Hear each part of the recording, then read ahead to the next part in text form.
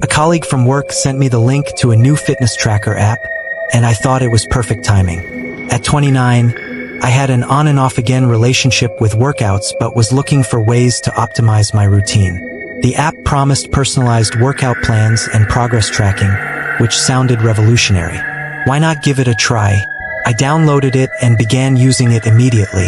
The app was impressive. It sent me reminders, offered tips, and even adjusted my workout plans based on my performance. Everything felt tailor-made for me.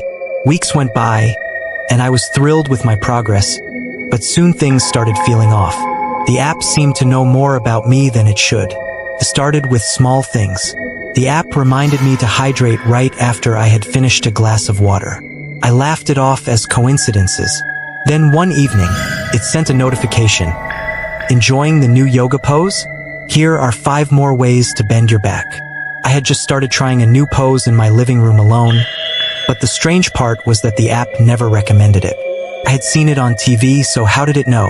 On another occasion, it suggested I wear my blue leggings for my run since I hadn't worn those leggings in a week. Outrageous.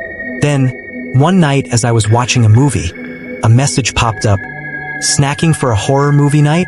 Try Fox Nuts. That had rattled me enough. But the creepiest moment was when I got a notification one night.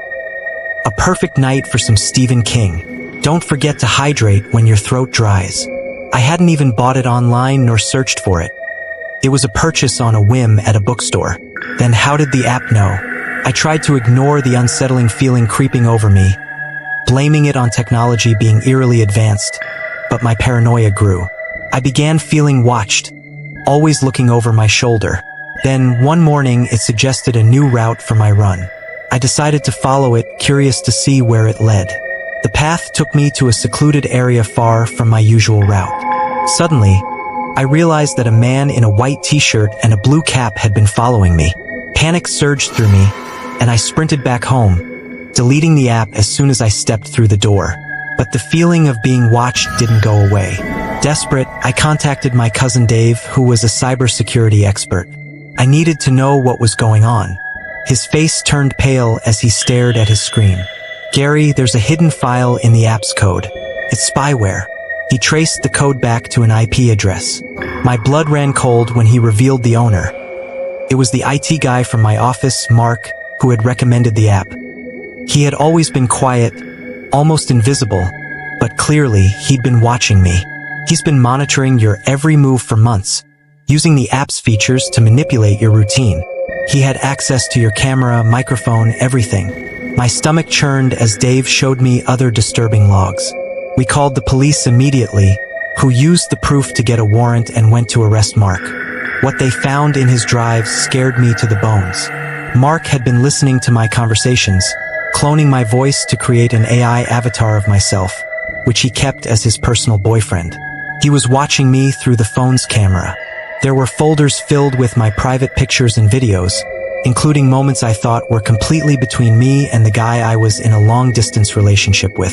He even kept notes on my daily activities, my likes and dislikes, even my sleep and behavioral patterns, using all the data to model his AI boyfriend. The amount of data he had collected on me was horrifying. He had detailed logs of everything: what I ate, where I went, who I spoke to.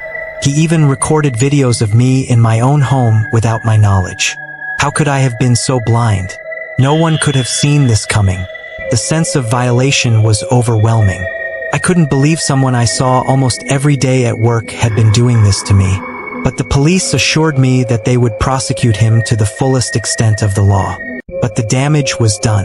I felt exposed, vulnerable, and utterly terrified. Privacy, I realized, is a joke in this world. I just wish that no one else has to endure the horrors that I went through.